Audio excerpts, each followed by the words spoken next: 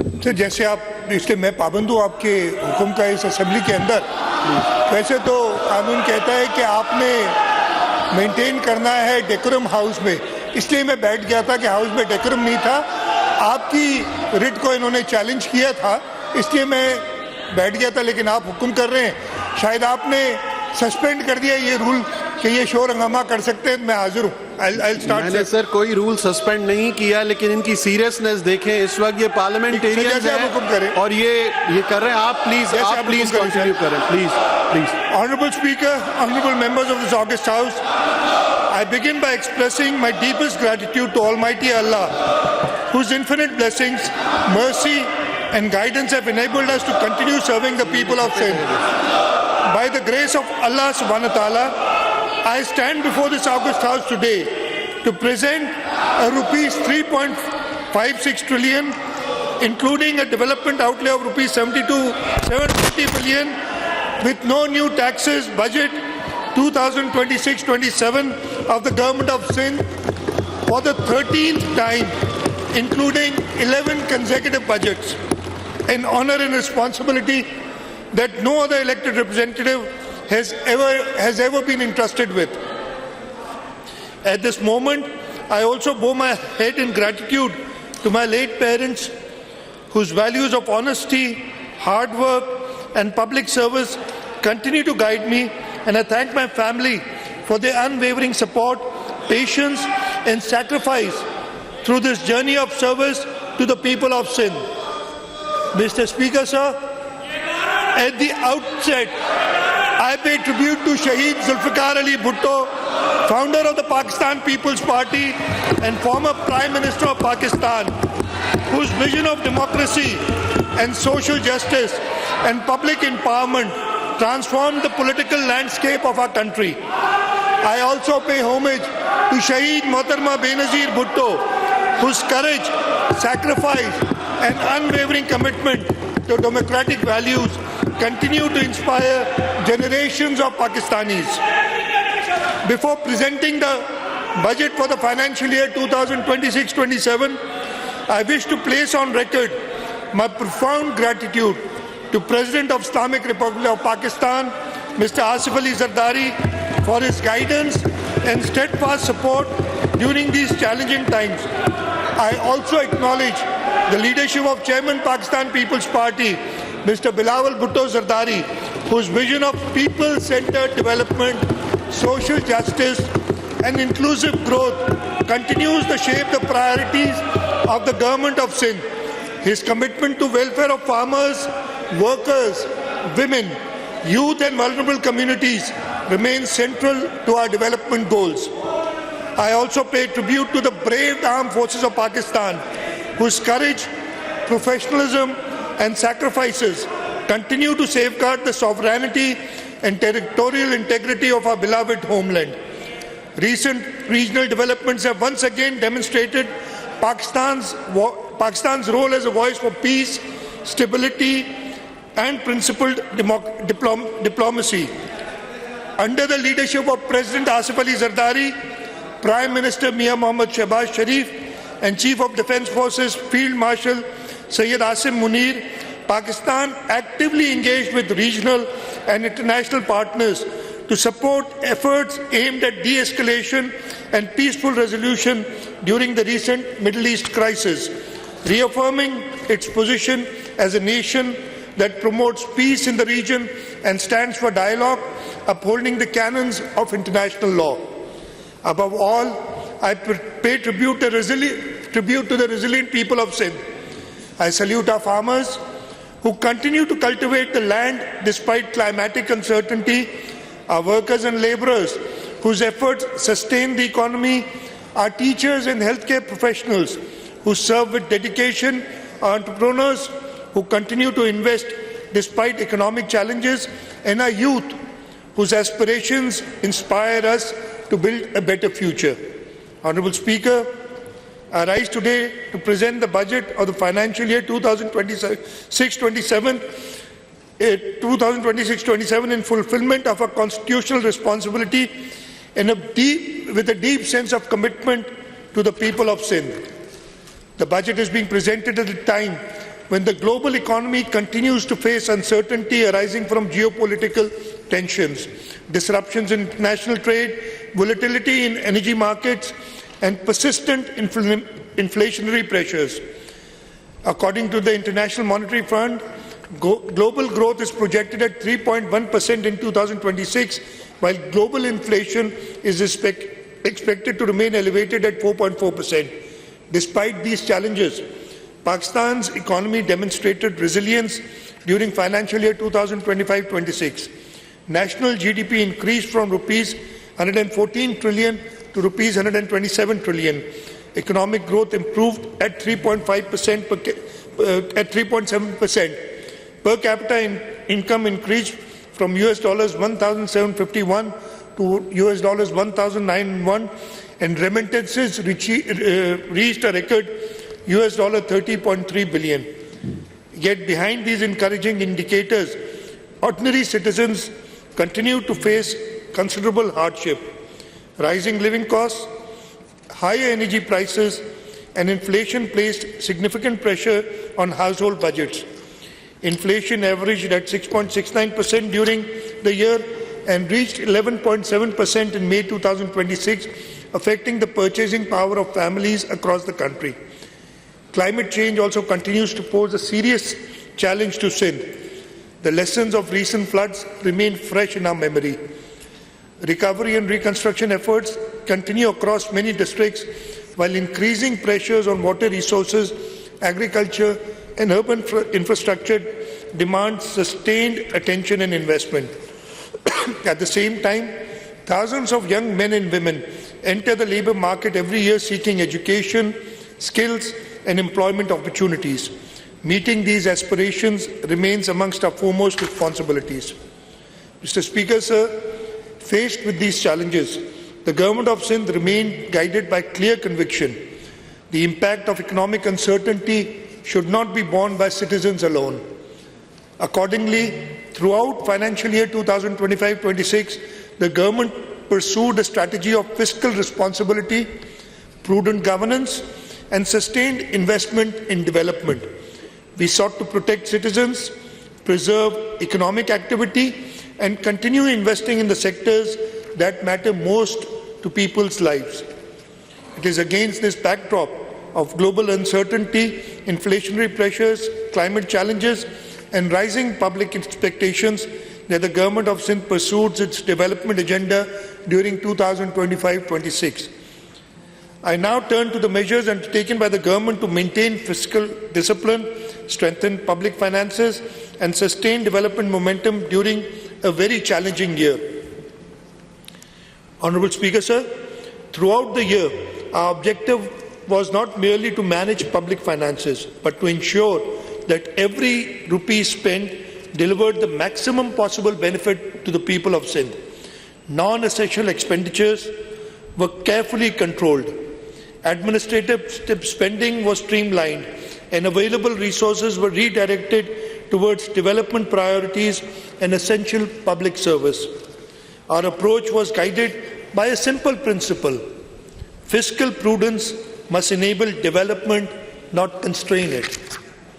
At a time when many governments responded to economic pressures by reducing development spending, delaying projects, or curtailing investments in social sectors, the Government of Sindh chose a different course. We protected investments in education, healthcare, social protection, agriculture, water resources, public transport, housing, and infrastructure. At the same time, we strengthened expenditure controls, enhanced monitoring systems, and accelerated governance reforms aimed at improving efficiency and ensuring value for money in public spending. The results of this approach are visible today. Despite inflationary pressures, rising construction costs, and increased expenditure demand, Sindh achieved the highest development performance in its history. Against an exceptionally challenging economic backdrop, the Government of Sindh released more than rupees 900 billion for development activities across the province. Major achievements during financial year 2025-26 include completion of 952 schemes as per the following breakdown. I won't go through this breakdown to save time. This unprecedented level of investment supported roads, bridges, schools, hospitals, water supply schemes, irrigation infrastructure, public transport system, municipal services and development activities benefiting citizens in every district of Sindh. These investments not only improved public services but also generated economic activity, supported employment and strengthened the foundation of long-term growth and prosperity. We believe responsible public finance is ultimately measured not by savings alone but its impact on the lives of citizens. Honourable Speaker, I now turn to the measures undertaken by the Government of Sindh during 2025-26 to provide relief to citizens, protect livelihood and support vulnerable segments of the society. Throughout financial year 2025-26, the Government of Sindh implemented a series of targeted interventions aimed at protecting livelihoods, reducing economic hardship and supporting vulnerable segments of the society. These measures benefited farmers, workers, fishermen, transport users, traders and households across the province. Honourable Speaker, one of the most tragic incidents during the year was the devastating fire at Gul Plaza, Karachi on 17th of January 2026. This claimed 72 precious lives and affected approximately 1,208 commercial units and businesses. Recognizing both the human tragedy and the economic devastation suffered by hundreds of families and traders, the government approved one of the largest relief and rehabilitation packages ever extended for a commercial disaster in Sindh. A comprehensive package of rupees 8.45 billion was announced, comprising compensation for bereaved families, direct financial assistance to affected shopkeepers, and compensation for inventory and business losses. Under this package, compensation of rupees 10 million per deceased victim was approved. In addition, 1,208 affected shopkeepers received direct assistance of 500,000 each, and approximately 5.77 billion was released for inventory and business losses. I am grateful to the Karachi Chamber of Commerce and Industry who worked with us very closely, and all the payments were made on the recommendation of Karachi Chamber of Commerce and Industry, and I thank them for their help. Recognizing the challenges faced by our farming community, the government launched one of the largest farmer support programs in province's history. An allocation of rupees 45 billion was made for wheat procurement and farmer support initiatives. Through the Sindh Wheat Grower Support Program, more than 336,000 farmers cultivating over 2 million acres received assistance through the Benazir Hari card. An amount of rupees 43.23 billion was transferred directly to growers, contributing to a 21% in wheat cultivation and a record 28% increase in wheat production across Sindh. Wheat cultivation increased from 3.086 million to 3.879 million acres, while wheat production increased from 3.54 million tons to a highest ever 4.91 million tons in the province of Sindh. To further reduce production costs, the government allocated rupees 3 billion as fuel subsidy for small farmers holding up to 25 acres. Approximately 331,000 farmers benefited through transparent digital transfers, helping protect farm incomes and sustain agricultural activity. Honourable Speaker, the government also acted to shield citizens from rising fuel prices. Under the People's Motorcycle Fuel Subsidy Programme, rupees 4 billion was released to provide direct support to motorcycle owners across Sindh. More than 660,000 beneficiaries have received assistance through a fully digital payment mechanism. Similarly, rupees 2.37 billion was released as fuel differential subsidy for public transport operators. This intervention helped maintain affordable fares and benefited millions of daily commuters throughout the province. Recognizing challenges faced by coastal communities, The government also provided rupees 515 million in fuel support for 2,819 registered small and medium fishing boats, helping sustain livelihoods and economic activity in the coastal district. Further, Sindh contributed rupees 807 million under the Pakistan Energy Relief Plan as a part of coordinated national effort to cushion citizens from rising transportation costs. Honourable Speaker, I now turn to the flagship achievements that have transformed communities, strengthened infrastructure and laid the foundation for long-term prosperity across Sindh. These achievements represent communities restored, homes rebuilt, services expanded, jobs created and opportunities unlocked for millions of citizens across Sindh. Sir, one of the most significant achievements of financial year 2025-26 was the government's ability to sustain development momentum despite challenging economic conditions. Sindh achieved, as I mentioned earlier, the highest development expenditure in its history, with more than rupees 900 billion invested in development projects and public infrastructure across the province. Last year, we committed to rebuilding homes and restoring dignity to families affected by the devastating floods of 2022. Today, sir, I am proud to report that Sindh People's Housing for Flood Affectees has emerged as the largest owner-driven housing reconstruction program in the world.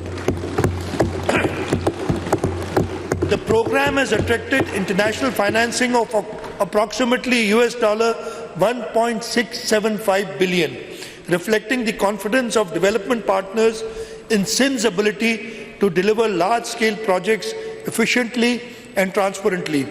To date, financing for approximately 1.7 million housing units has been arranged. 1 million houses have already been completed. Of the remaining units, approximately 100,000 houses have reached the roof level, while the remainder are at various stages of construction. A major feature of the program has been the empowerment of women through property ownership.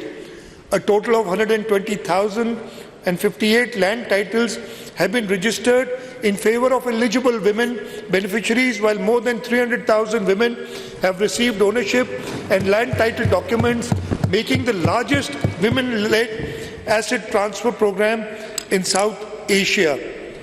The program has also generated substantial economic activity in rural areas, creating employment opportunities, supporting local businesses, and stimulating construction-related industry across Sindh.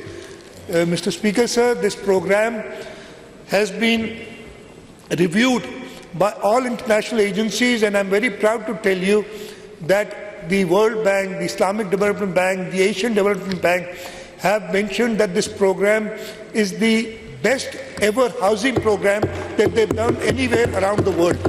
And this was the brainchild of Chairman Pakistan People's Party, Bilawal Bhutto Zardari, who for the first time ever, there have been floods before, but it's the first time ever that the government is rebuilding houses, and they're rebuilding climate resilient houses for these. So this program has been acclaimed as the flagship program by all international agencies. So for next year, the allocation for the Sindh People's Housing for Flood to complete the remaining houses is rupees 100.4 billion. Building upon the reconstruction efforts, the government has launched a $214 water, sanitation and hygiene program. The initiative will provide clean drinking water and sanitation facilities to approximately 215,000 households in 1,800 villages, benefiting more than 1 million people. In addition, design work has commenced in 200 villages under wash intervention, while physical work in 100 villages are expected to commence by the end of June 2026. So another flagship project that we've completed is the Sharai Bhutto. It's a new era in connectivity. Honourable Speaker, Karachi's continued growth depends upon modern infrastructure and efficient mobility. I am very pleased to report that Sharai Bhutto, one of the largest urban infrastructure projects in Sindh history, has now become operational. Constructed at a cost of approximately rupees 60 billion, the project comprises a modern 38.75 kilometer corridor connecting Qayyumabad with the M9 motorway. As Karachi's first major infrastructure project developed under the public-private partnership framework, it represents a landmark achievement in innovative financing and project delivery. The impact is already visible. Travel time along the corridor has been reduced to approximately 25 minutes, while Shahrai Bhutto is currently facilitating the movement of around 25,000 vehicles daily. Shahrai Bhutto, I am pleased to inform the House that Shahrai Bhutto is now being extended from Qayyumabad to Karachi Port. The groundbreaking ceremony of this 64.2 billion rupee project was performed by Chairman Pakistan People's Party, Mr. Bilawal Bhutto Zardari, on 22nd May 2026. And just wish to tell everyone that out of the 64.2 billion, the Government of Sindh's contribution as equity is only 9.3 billion. So, with 9.3 billion, we will, inshallah, develop a project worth more than 64 billion rupees. The construction time is 30 months, and the work on the project has already started.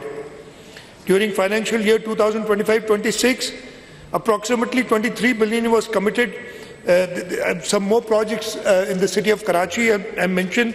In 25-26, approximately 23 billion were committed for major infrastructure projects being implemented through the Frontier Works Organization to improve mobility and strengthen Karachi's transport network. The government also approved infrastructure projects exceeding rupees 11 billion to be executed by the Karachi Development Authority and rupees 22 billion worth of projects being implemented through the Karachi Metropolitan Corporation to improve urban infrastructure and service delivery. A major milestone was achieved through completion of the Hub Canal project at a cost of approximately rupees 12.7 billion, significantly strengthening long-term water security for Karachi and adjoining areas. This project was inaugurated by Chairman Bilawal Bhutto Zardari on 13th of August 2025. Significant progress has already been achieved under the Competitive and Livable City of Karachi program.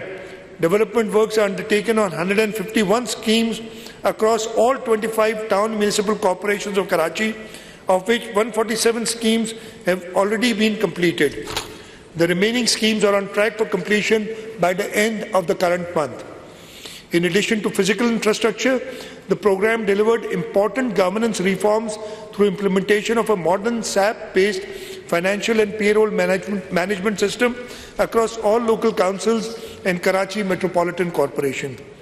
A landmark achievement has also been the launch of one of Pakistan's largest municipal property mapping initiative, under which approximately 4.5 million properties are being surveyed through GIS-based urban immovable property tax system. This initiative will strengthen urban planning, improve municipal revenues, and support sustainable delivery in the years ahead. Sir, now I move to talking about delivering on our commitments. Mr. Speaker, no investment yields greater return than an investment in human life. For this reason, the Government of Sindh has consistently prioritized healthcare as a fundamental pillar of its development agenda, with the objective of ensuring that every citizen has access to quality healthcare services regardless of income or place of residence. I am pleased to report that substantial progress has been achieved across the healthcare sector during financial year 2025-26. Sindh today hosts some of the finest public healthcare institutions in Pakistan, serving only not the people of Sindh, but patients from across the country, or should I say, patients from across the world. The National Institute of Cardiovascular Disease continues to expand access to specialized cardiac care. During the current year, the new outpatient complex, inaugurated by Chairman Bilawal Bhutto Zardari on 5th December 2025 became operational with an investment of approximately rupees 1.2 billion and is currently serving 46,230 patients every month while conducting nearly 40,500 diagnostics tests monthly. Construction of a 100-bed emergency block, a 300-capacity conference hall and dedicated clinical trial unit has also commenced, further strengthening NICVD's position as one of the world's largest publicly funded cardiac healthcare system. Similarly, the Sindh Institute of Cardiovascular Disease continued to perform free and life-saving treatments throughout its network of 10 cardiac hospitals and 30 chest pain units across Sindh. During financial year 2025-26, SICVD provided treatment to more than 3.44 million patients and at an expenditure of approximately rupees 13.3 billion. The network performed 15,927 emergency angioplasties, 12,757 cardiac catheterization procedures, 1,914 open heart surgeries, and more than 1.49 million diagnostic procedures. The chest pain unit network alone treated almost 433,000 patients, including 9,610 emergency heart attack cases, ensuring timely intervention and thus saving thousands of lives. To further expand access, new chest pain units were established at Sangar and Dadu, while advanced cardiac intervention facilities were introduced at Sakkar, Hyderabad and Tando Muhammad Khan. Sir, I will now move to the Sindh Institute of Urology and Transplantation. Sir, a major milestone was achieved through operationalization of 250-bed SIUT's Children's Hospital, which is now approximately 80% operational and has already provided more than 53,000 consultations. The government provided rupees 1 billion for this facility, which is expected to become fully operational during financial year 2026-27. At SIUT Sakkar, more than 57,000 OPT consultations, 53,000 dialysis sessions, 28,000 surgeries, and over 1.4 million laboratory tests were conducted during the year. Likewise, the Jinnah Postgraduate Medical Center continued to strengthen its position as one of Pakistan's largest tertiary care hospitals.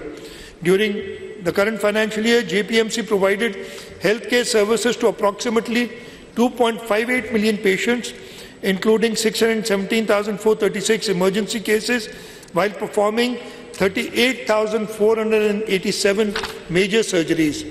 The institution also remained a national leader in cancer treatment, managing more than 51,000 oncology patients, conducting 31,189 radiotherapy sessions and 16,915 chemotherapy sessions. Significant progress was achieved on landmark 550-bed medical tower being developed under the Government of Sindh and Patient Aid Foundation partnership. Through this successful collaboration, JPMC's capacity has increased from 1,100 beds in 2011 to 2,208 beds today. Investing in children's health. Honourable Speaker, the government continued major investments in child and maternal health care throughout Sindh Institute of Child Health and Neonatology. The SICHN network expanded from 790 beds to more than 1120 beds and now provides specialized healthcare service across 12 districts of Sindh. More than 1.2 million patients received treatment through the SICHN facility. So the Peer Abdul Qadir Shah Jilani Institute of Medical Sciences, Gambhat, continued to serve as Pakistan's premier public sector transplant institution. Between July 25 and May 26, Gambhat Institute provided healthcare services to approximately 2.97 million patients and successfully performed 174 liver transplants, 16 kidney transplants, 29 bone marrow transplants, and 209 cardiac surgeries. The government also continued to strengthen emergency response systems across Sindh. During the current financial year, the Sindh Integrated Emergency and Health Service expanded its fleet by 110 new ambulances, increasing the total fleet to 545 ambulances operating across the province. Honorable Speaker, sir, I now turn to another critical investment in the future of our province, strengthening education and building human capital that will drive Sindh's growth in decades ahead.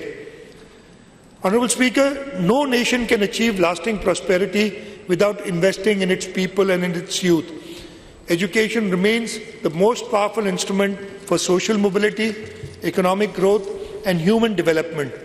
Last year, we committed to strengthening the education sector through teachers' recruitment, restoration of schools, expansion of early childhood education, support of out-of-school children, decentralization of school finances, and greater access to higher education opportunities. One of the largest merit-based recruitment drives in Sindh history was successfully undertaking, and we recruited an additional 5,530 teachers. An additional 5,530 teachers recruitment is underway. The government completed 1,312 new schools during this year. Reconstruction of flood-affected schools also continued, with 606 schools rehabilitated and reconstructed, while work is in progress on another 1,860 schools. Recognizing the importance of early learning, 1,336 early childhood education classrooms were established and strengthened, benefiting more than 40,000 children. In addition, 752 teachers received specialized training and 584 early childhood teachers were recruited.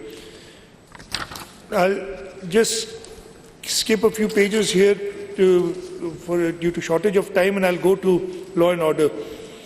Peace and security are indispensable for economic growth, social stability, and public confidence.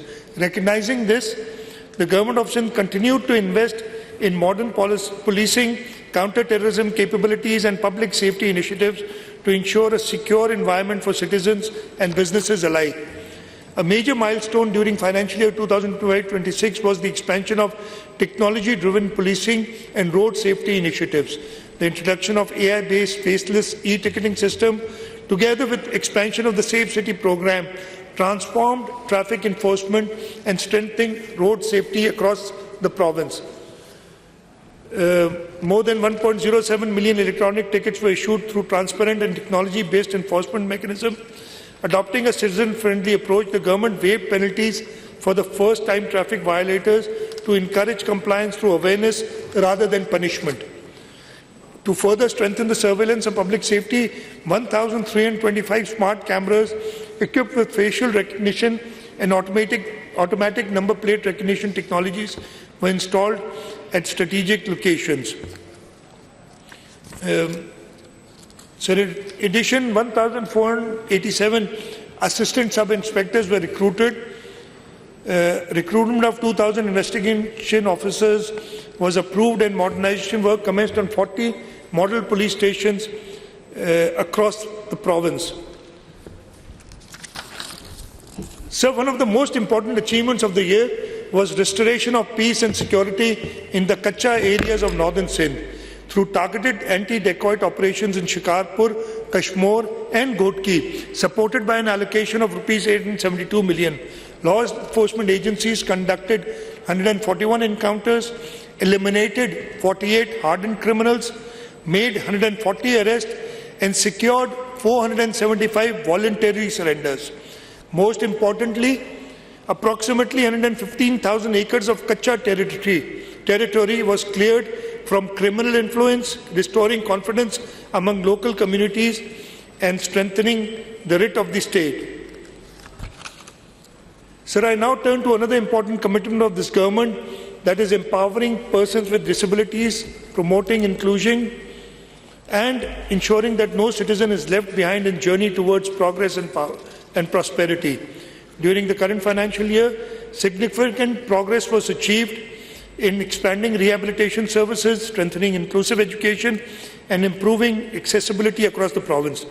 Today, the Department of Empowerment of Persons with Disabilities operates 67 special education and rehabilitation schools, 10 centers for autism rehabilitation and training, and works in partnership with 140 organizations supporting persons with disabilities.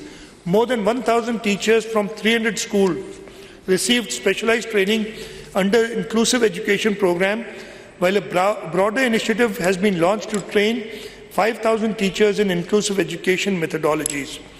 The government also expanded rehabilitation infrastructure. New CARTS facilities at Tando Muhammad Khan and Korangi have been completed, while the Sakhar Mega Complex and centers in Mirpur Khas, Karachi Central and DHA Karachi are progressing. The Sindh Institute of Physical Medicine and Rehabilitation, Ladkana, has achieved approximately 90% completion, while a similar facility is being developed in Sakhar. Rehabilitation facilities are also being expanded in Karachi, Badin, Shahdatpur, Jacobabad, Moro, Daud and Mithi. To improve accessibility and opportunity, 42 digital classrooms were established for deaf students. Pakistan's largest vocational training facility for persons with disabilities was established at Korangi, and assisted devices worth rupees 800 million were distributed across Sindh. Honourable Speaker, sir, I now turn to another area where government has delivered tangible results for citizens across the province, modernizing public transport, improving mobility and advancing sustainable transportation solutions. An efficient, affordable and accessible transport system is essential for economic growth, social inclusion and urban productivity. The People's Bus Service continued its successful expansion, with operational fleet reaching 290 buses and services extended to Khairpur, Shikarpur, Tando Alayar and Hyderabad. Today the service carries approximately 125,000 passengers daily and has served more than 1 million passengers since its launch. To improve mobility for women, the Pink Bus Service, Pakistan's first women-exclusive public transport initiative, continued to expand. The government also accelerated the transition towards green mobility. During the year, 34 electric buses became operational, while an additional 100 electric buses are being inducted into the transport network. Furthermore, procurement of the first 500 electric buses under the broader 1,000 EV bus program is being undertaken through a public-private partnership framework, making it one of the largest green transport initiatives in Pakistan. To further strengthen Karachi's transport network, the government has approved procurement of 50 modern double-decker buses at a cost of approximately rupees 4.8 billion, out of which 25 double-decker buses will be on the road in the next 3 months.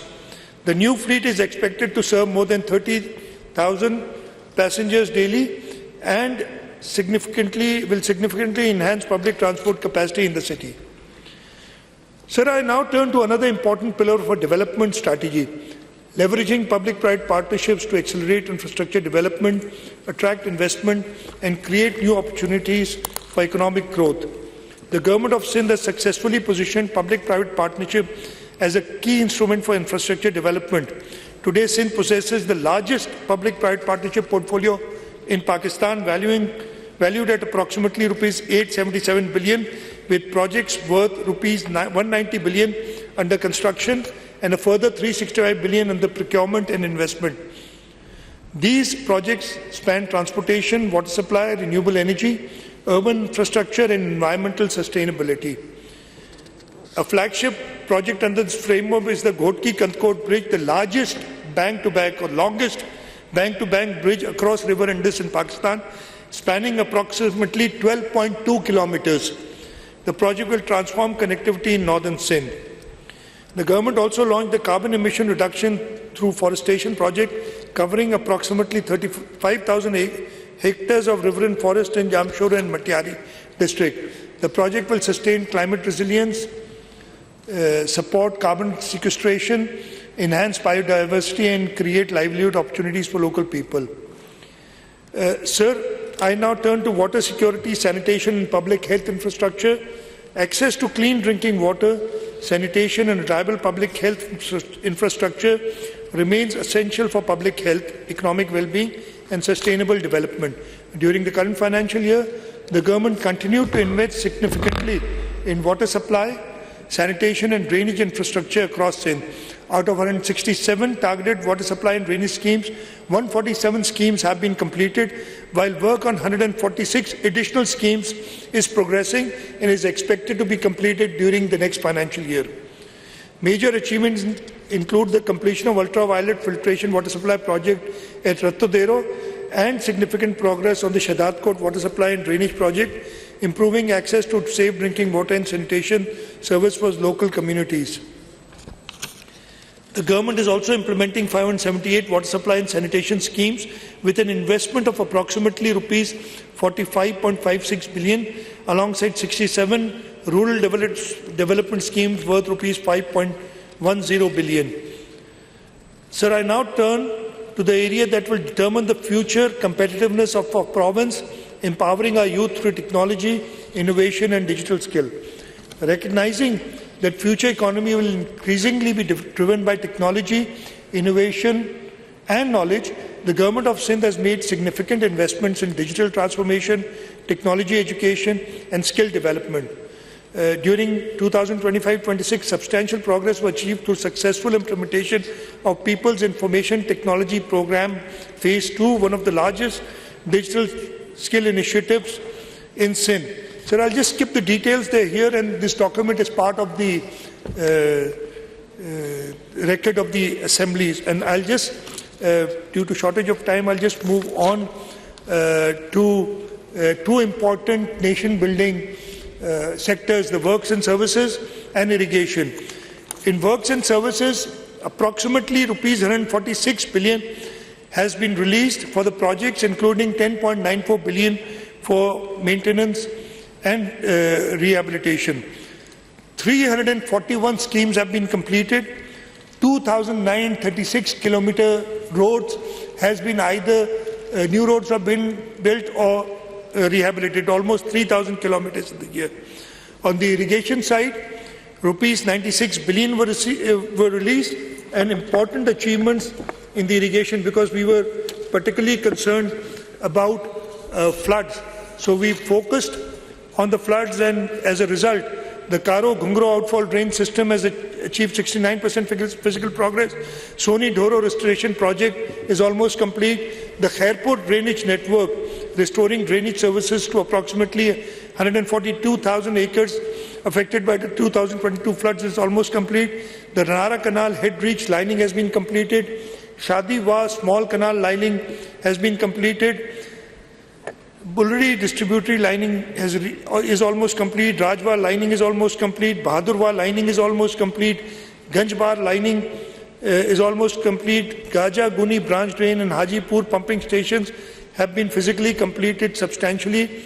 And the K4 support project, the KB feeder lining, has achieved 78% physical progress and inshallah will be completed in the next financial year. So now I turn to the budget strategies and priorities for financial year 2026-27. The budget for financial year 2026-27 reflects a commitment to fiscal responsibility, economic stability and continued investment in the welfare of our people.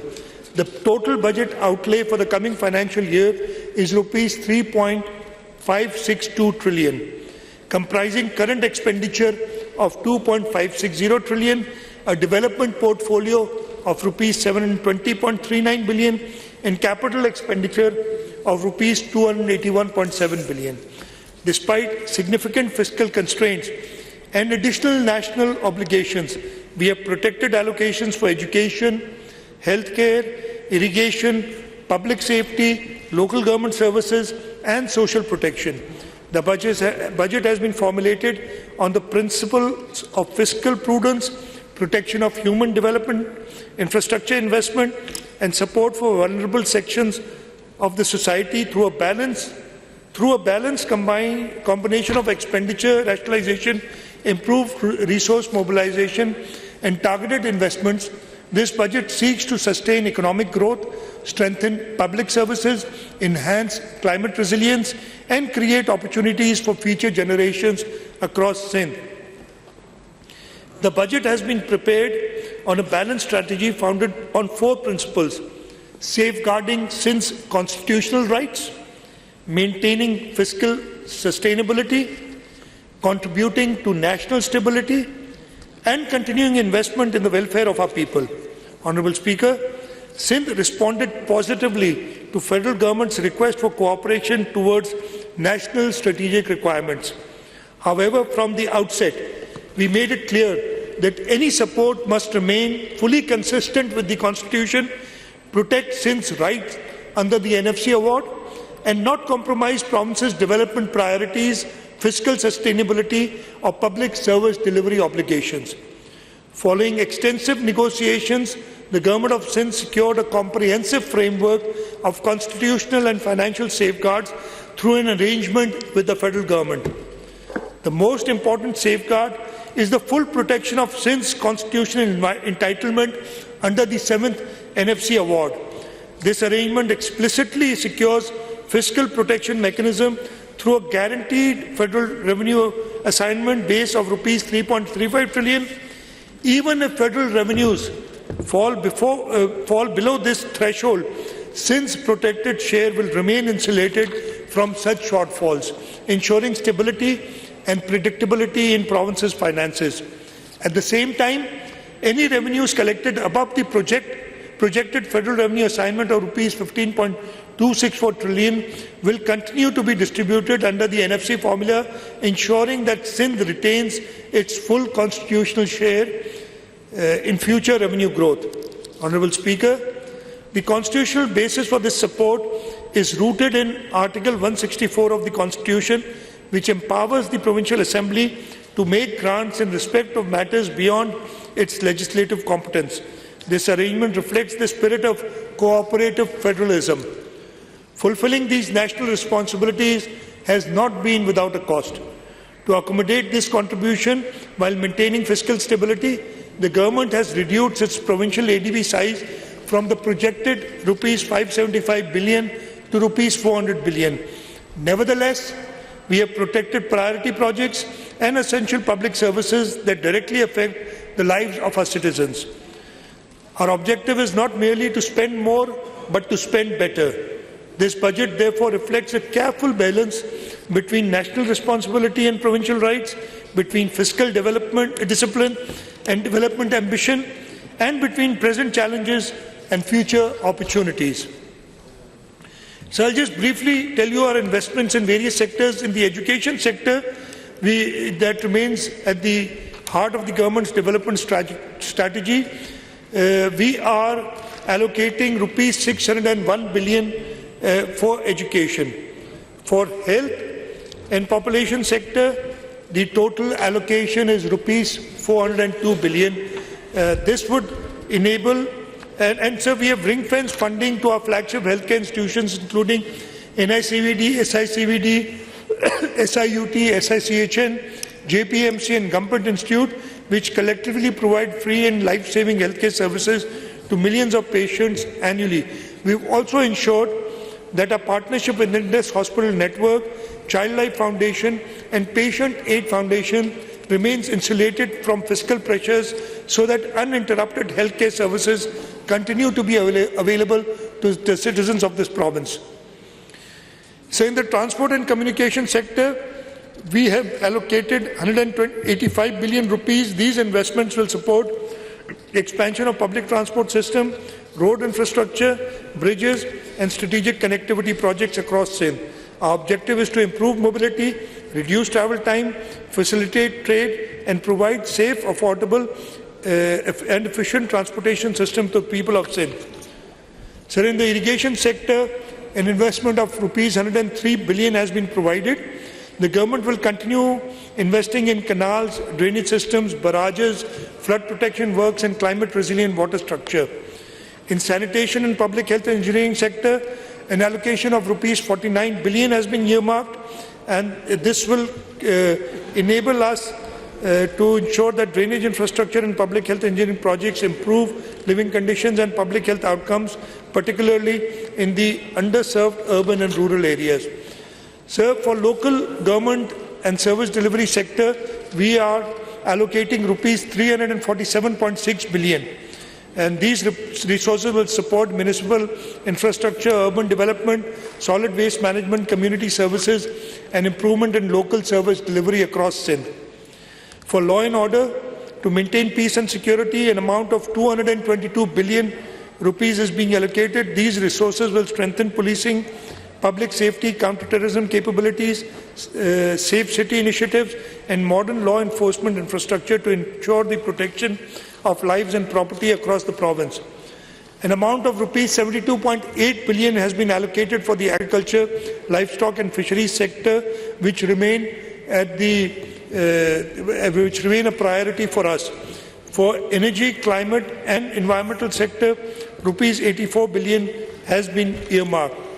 For minorities and women development sector, rupees 3.5 billion has been provided, and these allocations have been ring-fenced and protected from expenditure rationalization measures. The government remains committed to empowering women, promoting gender equality, supporting economic participation, and ensuring that minority communities continue to receive the support and opportunities they deserve as equal citizens of Pakistan. For persons with disabilities, an investment of rupees 22.8 billion is earmarked. Despite physical challenges, funding for disability-related programs has been fully protected. The government will continue investing in rehabilitation services. For the social protection sector, an amount of rupees 26.4 billion has been earmarked. Honourable Speaker, the budget 2026-27 is therefore not merely a program of expenditures.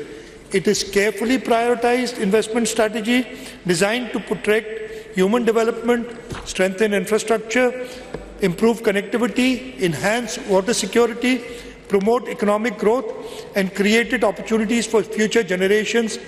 Every rupee has been directed towards projects that deliver the highest social and economic return for the people of Sindh.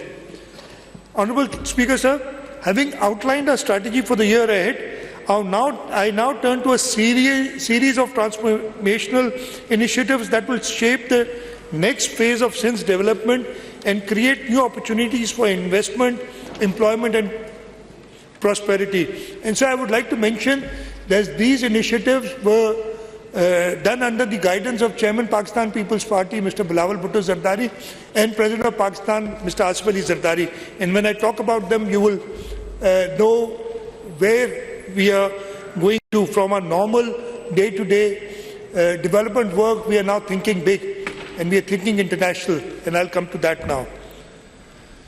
Sir, our previous achievements in public-private partnership provide a strong foundation for the future. Today, we stand at the threshold of a new phase of development, one that seeks not only to address current challenges, but also economic potential of Sindh. Every generation opportunity that shapes its economic destiny for decades to come.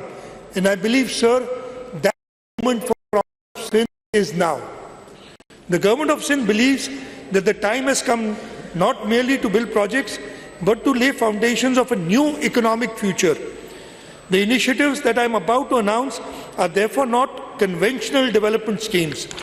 They are long-term strategic investments designed to transform Sindh into a globally connected hub of trade, finance, technology, and sustainable growth. So the government of Sindh, through its pioneering public-private partnership framework, established one of the most dynamic and successful PPP portfolios in the region, spanning critical sectors for the economy and infrastructure. Through sustained commitment to innovation, transparency and private sector participation, Sindh has emerged as a leading PPP jurisdiction, earning both national and international recognition. The global standing of Sindh's public-private partnership program is reflected in recognition by the 10th United Nations Economic Commission for Europe for PPP forums, which published case studies on 4 PPP projects undertaken by the government of Sindh. During the year, the internationally renowned publication, The Asset, conferred the prestigious PPP Deal of the Year award on the Sindh Riverine Forestation Project, further demonstrating the quality, innovation and global relevance of Sindh's PPP initiative. Earlier, The Economist ranked Sindh's PPP project the 6th best PPP program in Asia, a distinction that continues to underscore the province's leadership in innovative infrastructure financing and public delivery. The Sindh Public-Private Partnership Program has been acknowledged by the Federal Finance Minister as a trailblazer in PPP development and received appreciation from the Prime Minister of Pakistan. The success of Sindh's PPP framework has received recognition at both national and international level.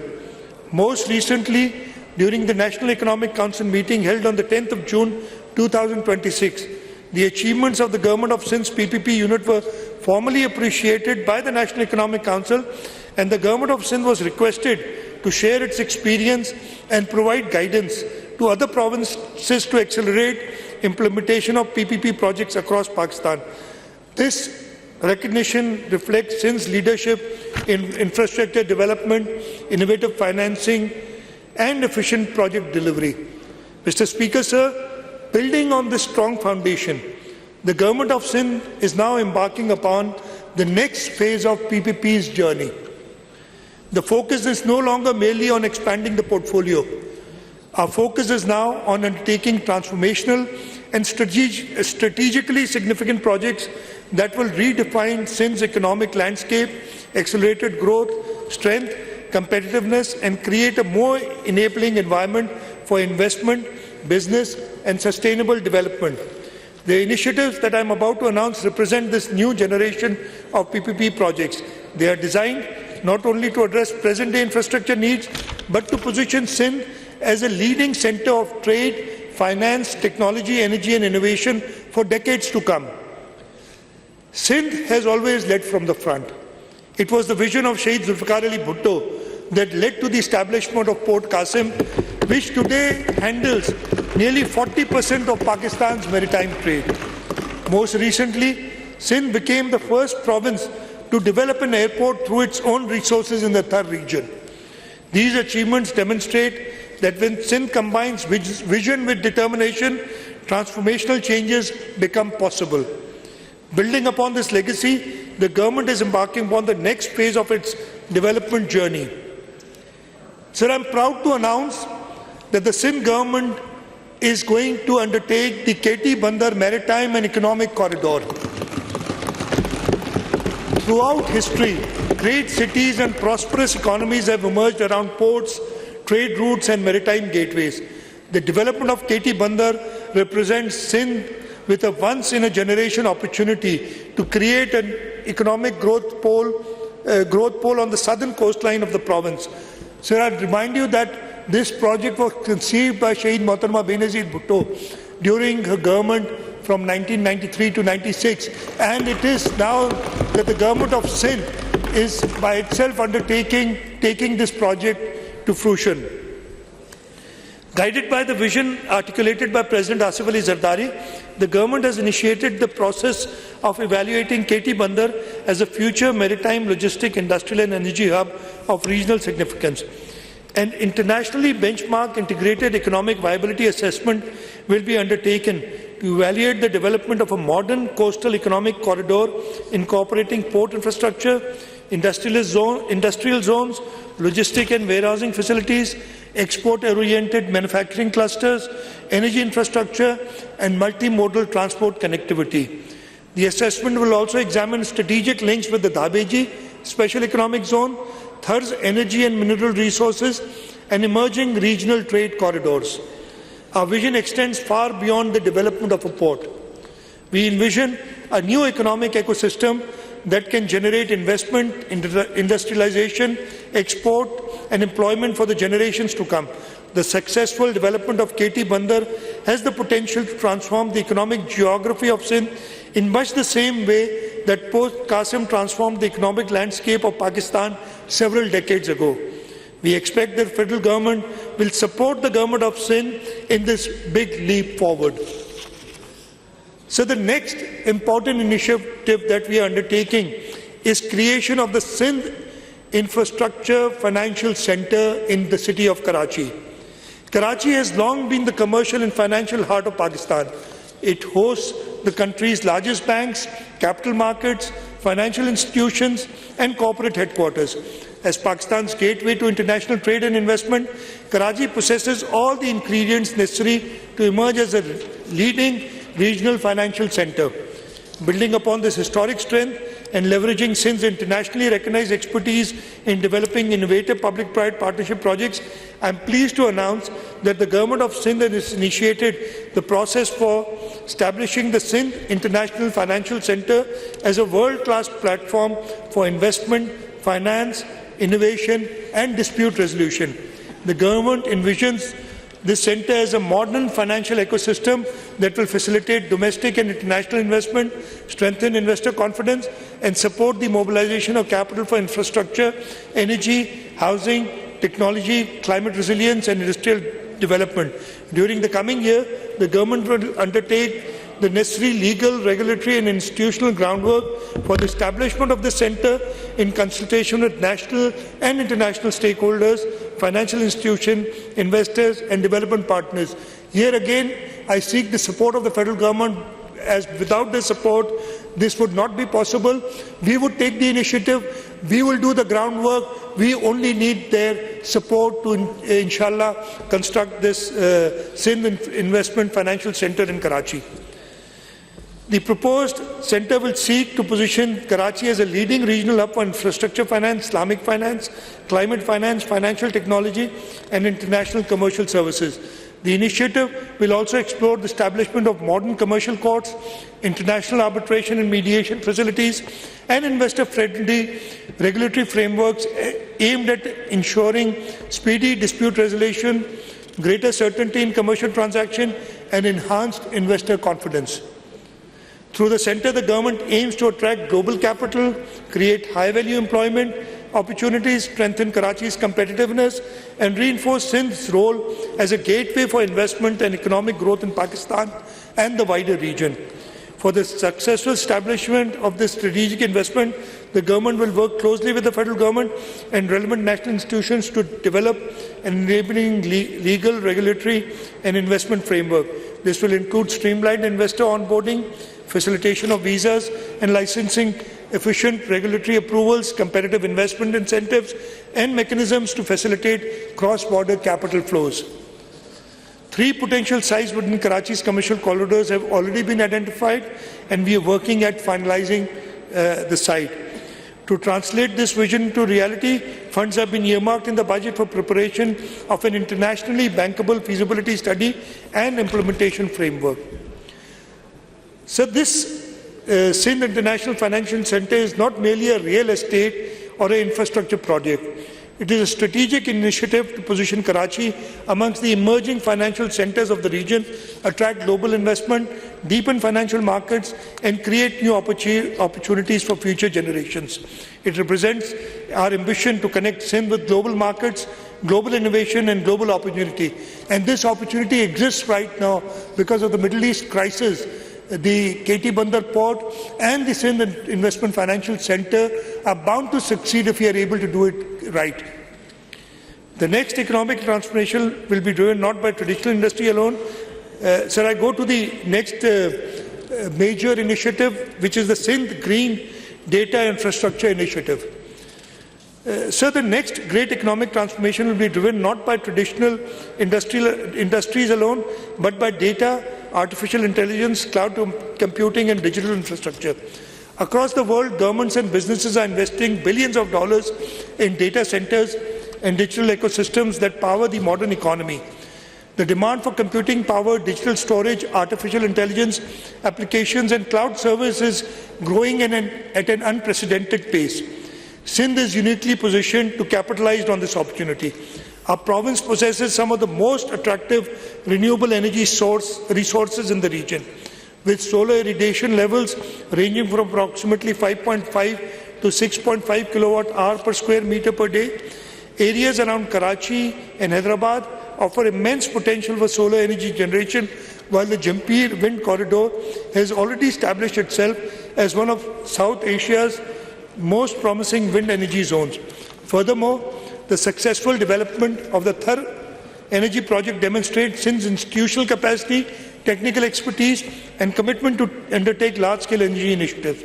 Recognizing these advantages, the rapidly growing global demand for digital infrastructure, I am pleased to announce that the Government of Sindh has initiated work on the Sindh Green Data Infrastructure Initiative.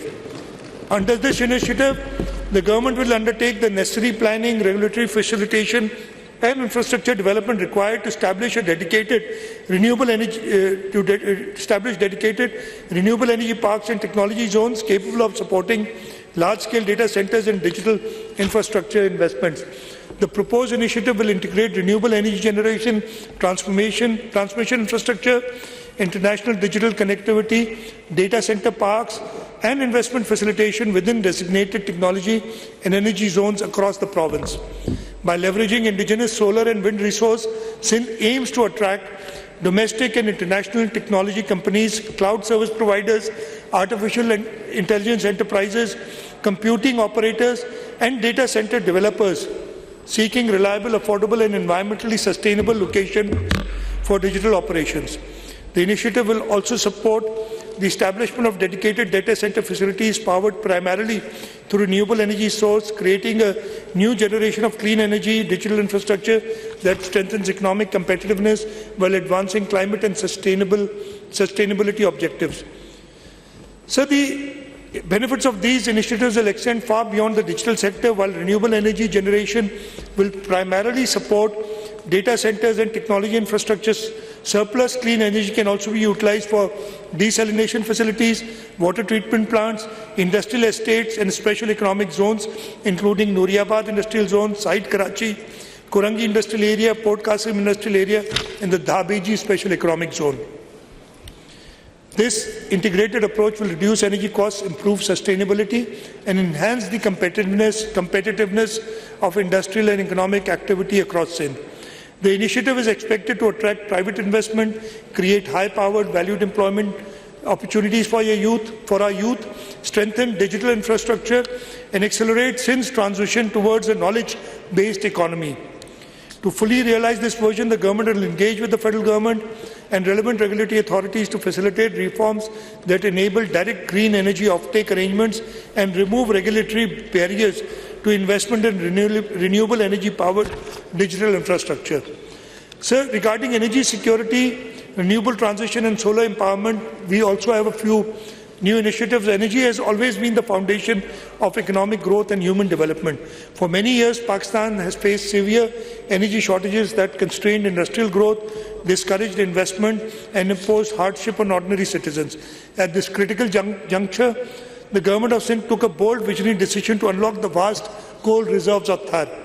Through successful developments, the Sindh Engro Coal Mining Company and the broader Thar coal projects, Sindh transformed the dormant natural resource into a strategic national asset. Today, Thar coal is contributing thousands of megawatts of affordable energy to the national grid, strengthening Pakistan's energy security and reducing dependence on imported fuels. Building upon this success, the government is now undertaking another major initiative to the development of rail-linked transportation of Thar coal, which will further improve efficiency, reduce logistic costs, and support future industrial development. We are undertaking this project in collaboration with the federal government. Honourable Speaker, while coal helped Pakistan address immediate energy needs and strengthen national energy security, the future belongs to cleaner and more sustainable sources of energy. Fortunately, Sindh is blessed with some of the most abundant renewable energy resources in the region. The province possesses world-class solar potential and is home to the Jampir Wind Corridor, one of the largest wind energy corridors in South Asia. Having successfully harnessed the power of Thar, the government is now embarking upon the next phase of Sindh's energy journey by unlocking its vast solar and wind potential. We've utilized indigenous coal resources to address energy crisis and power economic growth. We must now utilize indigenous renewable sources to build a cleaner, more sustainable and more affordable energy future. In pursuance of this vision, I am pleased to announce one of the largest household renewable energy programs in Pakistan. Under this initiative, 275,000 free solar home systems have been procured at the cost of rupees 18 billion for distribution among deserving households belonging to the poorest segments of the society. For thousands of families, particularly those facing economic hardship, This program will reduce electricity costs, improve energy access, and enhance quality of life. At the same time, the government recognizes that energy affordability is also a challenge for middle-class households. Therefore, through a partnership between the Sindh Enterprise Development Fund and the Sindh Bank, we are launching an innovative solar financing program to enable middle-income families to install rooftop solar systems through subsidized financing arrangements. This initiative will allow households to reduce electricity bills, achieve greater energy independence, and participate in clean energy transition without facing significant upfront costs. Sir, agriculture is the backbone of our economy, and we are giving special focus to agriculture. So the prosperity of Sindh is inseparable from the prosperity of his farmers. Agriculture remains the backbone of Sindh's economy, yet nearly 93% of farmers cultivate small landholdings, limiting their ability to access modern machinery, efficient irrigation systems, affordable financing, and competitive markets. To address this challenge, I am pleased to announce that the government will introduce a necessary legislation, a landmark reform designed to empower small farmers through legally recognized, democratic, and farmer-led agricultural collectives. The objective of this initiative is simple but transformative. To enable farmers to achieve the benefit of scale without surrendering ownership of their land, farmers will continue to own and cultivate their individual holdings while voluntarily joining together to access machinery, technology, finance, storage, processing facilities, and marketing on collective basis. The government will act as a facilitator, regulator, and enabler. The most important feature of this initiative is access to finance. Financing will be channeled through commercial banks, development finance institutions, and partner organizations. Farmers themselves will decide which machinery, technologies, and services best suit their needs, creating a demand-driven and farmer-owned model of agricultural modernization. For the first time, registered agricultural collectives will be recognized as bankable entities capable of accessing subsidized credit, lease financing, crop insurance, and asset insurance. Through this initiative, farmers will gain access to tractors, harvesters, laser land leveling, drip irrigation, solar-powered tubewells, drone-based services, storage facilities, processing infrastructure, and modern market linkages at a scale previously beyond their reach. This reform has the potential to transform fragmented farming into organized, technology-enabled, and market-linked agriculture, increase productivity, strengthen climate resilience, improve water efficiency, and raise rural incomes across Sindh.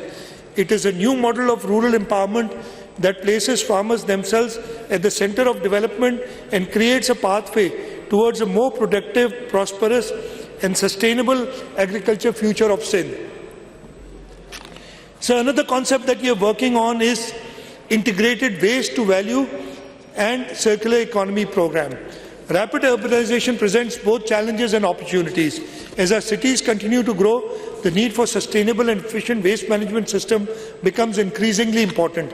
Over the years, the Government of Sindh has made significant investments in municipal solid waste, particularly in the collection and transportation of waste from major urban centres. Building upon these efforts, we are now ready to move towards the next stage of reform. I am pleased to announce the government intends to develop an integrated waste to value program under the public-private partnership framework, transforming waste management from municipal service into an engine of environment sustainability and economic value creation.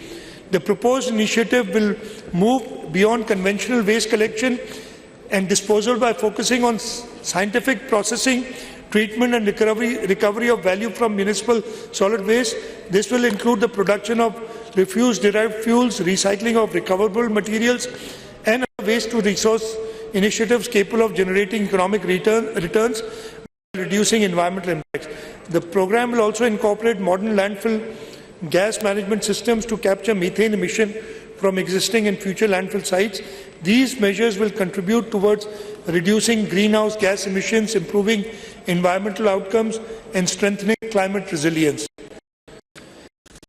Speaker, a key feature of this initiative is its potential to create new revenue streams through resource recovery and carbon monetization. I'll just skip and I'll go to the next section here. It's given in detail.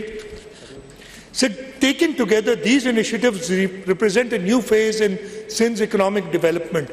KT Bandar will strengthen Sindh's role in regional trade. The Sindh International Financial Centre will connect Sindh to global capitals. The Green Data Infrastructure Initiative will position Sindh within the digital economy of the future. Renewable energy and solarization will support energy security and affordability. The agricultural collective initiatives will strengthen productivity and prosperity in rural Sindh. The Waste to Value program will promote environmental sustainability and circular economic growth. Together, these flagship initiatives are designed to expand opportunities, attract investment, and build the foundations of long-term economic growth across the province. Sir, we are always aware of protecting the most vulnerable, our pro-poor and social protection initiatives. At a time when rising living costs continue to affect households across the province, the Government of Sindh remains committed to protecting the most vulnerable segments of the society. Accordingly, I am pleased to announce a package of pro-poor social protection initiatives amounting to Rs 13.2 billion.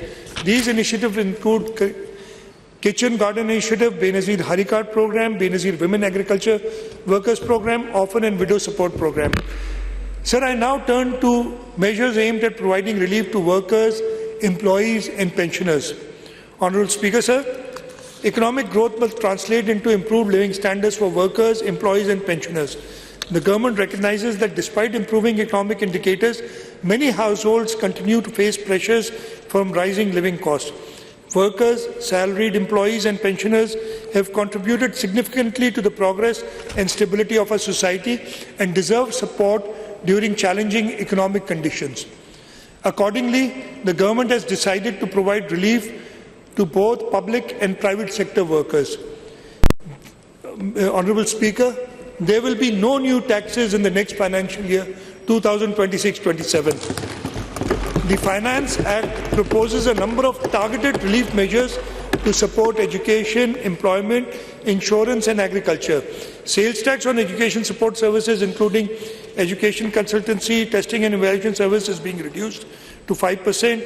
The reduced 5% tax rate on recruiting agents for overseas employment is being extended for a further 2 years. Beauty parlours and salons integrated with the point of sale system will continue to benefit from the concessional 8% tax rate, while certain donor-funded development projects are also being given tax relief. To promote insurance coverage and resolve outstanding disputes, the tax rate on insurance agents and brokers is proposed to be reduced from 5% to 2 to 3%, while tax exemption threshold for life insurance is being increased from ₹500,000 to ₹3.5 million. For agricultural sector, penalties for non-filing of agriculture income tax returns are being rationalized. The agriculture super tax exemption threshold is being enhanced, and ₹150 million to ₹500 million, from ₹150 million to ₹500 million, and the tax rate is being reduced from 10 to 8%. These measures will provide meaningful relief, encourage compliance and support economic growth in Sindh. Mr. Speaker, sir, I am pleased to announce that the Cabinet today has recommended that the minimum wage be enhanced from the current ₹40,000 per month to ₹43,000 per month. This will come into effect July 1, 2026 after going through the regulatory process. Sir, I am also pleased to announce that all government employees shall receive a 7% increase in basic pay with effect from 1st of July 2026. And sir, we will ensure that the lowest pay of our grade 1 officers, employees is at least ₹43,000, the minimum pay. Furthermore, all pensioners shall receive a 7% increase in pension with effect from 1st of July 2026. So these measures reflect government's continued commitment to supporting workers, honouring pensioners and helping households cope with rising living costs. Honourable Speaker, sir, as I conclude, this budget is not merely a statement of receipts and expenditures. It reflects our priorities, our aspirations and our commitment to the people of Sindh. The budget for financial year 2026-27 has been prepared at the time of global uncertainty, economic challenges and rapid technological changes. Yet, it is also a time of opportunity. Over the past year, we protected development spending, strengthened public services, supported vulnerable households, expanded infrastructure, invested in human capital, and laid the foundation for future growth. Sir, our vision is clear. We want a Sindh where every child has access to quality education, every family has access to quality health care, and every young person has an opportunity to realize his or her potential. A Sindh where farmers, workers, entrepreneurs and investors can prosper. A Sindh connected through modern infrastructure, strengthened by innovation and prepared for opportunities of the digital economy. A Sindh where development reaches every district, every community and every citizen. So this budget is guided by three enduring principles: protecting citizens, investing in people and building for the future. These principles will continue to guide our efforts as we work towards a more prosperous, inclusive and resilient Sindh. The people of Sindh have always demonstrated extraordinary resilience, determination and optimism in the face of challenges. With unity, hard work and a shared sense of purpose, I am confident that together we can build a stronger Sindh and contribute to a stronger Pakistan. This budget is a commitment to our people, a commitment to opportunity and a commitment to future generations. Sir, a number of people have worked very hard in order to put together this document, which is a futuristic document. We are not talking about just projects, we are talking about visions of the future. And I'd like to acknowledge them, but I'll just wait till my winding speech, because this is a very long list and I've already taken up a lot of everybody's time. And if I start naming those people now, it will take a long time. So let me wait and till my winding up speech. But I would want to acknowledge all those people, and I'll do it at the end. So with these words, I announce that the annual budget for financial year 2026-27 to this Honourable House for its consideration and approval. Sindh Sada Abad, Pakistan Paindabad. Thank you very much.